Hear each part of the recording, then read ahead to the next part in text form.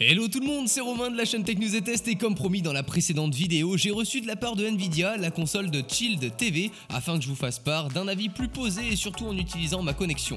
Qu'est-ce que ça donne? Eh bien on est parti pour le découvrir.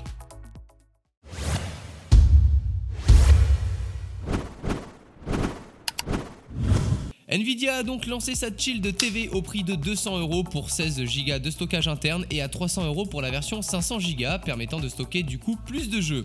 Oui, le concept à première vue est de pouvoir jouer depuis chez soi tout en utilisant la puissance des serveurs Nvidia nous permettant donc de jouer en streaming. Mais ayant testé avec ma connexion, s'affichant en ce moment même, le résultat n'est pas foufou.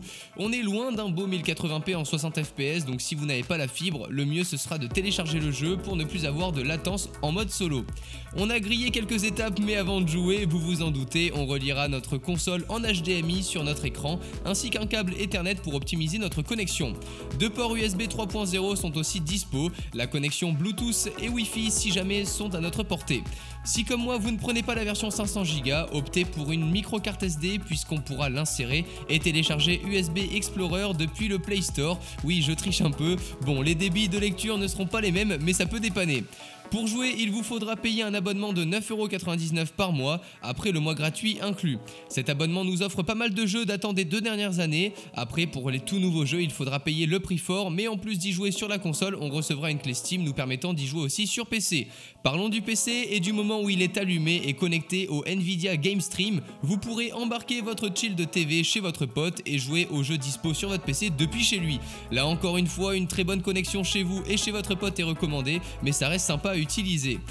Deux accessoires à acheter en plus sont prévus, une télécommande ressemblant comme deux gouttes d'eau à celle de l'Apple TV, coûtant tout de même 54,99€, ainsi que le stand qui a une belle finition certes, mais coûtant quant à lui 34,99€.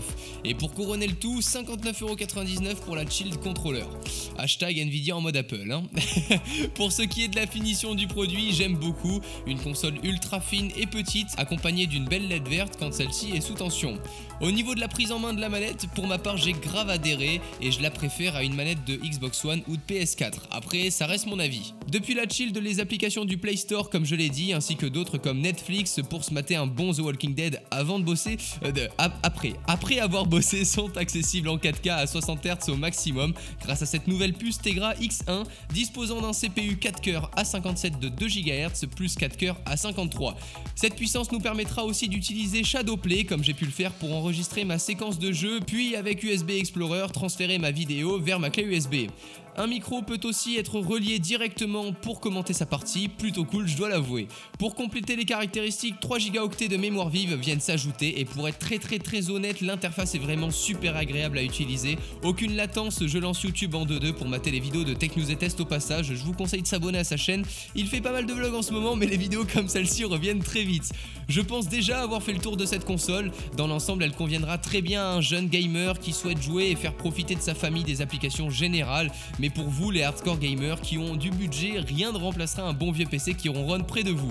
J'espère en tout cas que cette vidéo vous aura aidé à faire votre choix, si c'est le cas laissez-moi vos avis dans les commentaires et jusqu'à ce que je vous réponde, n'oubliez pas de prendre soin de votre PC et de votre console et d'ici là je vous dis prenez soin de vous et à la prochaine, ciao tout le monde.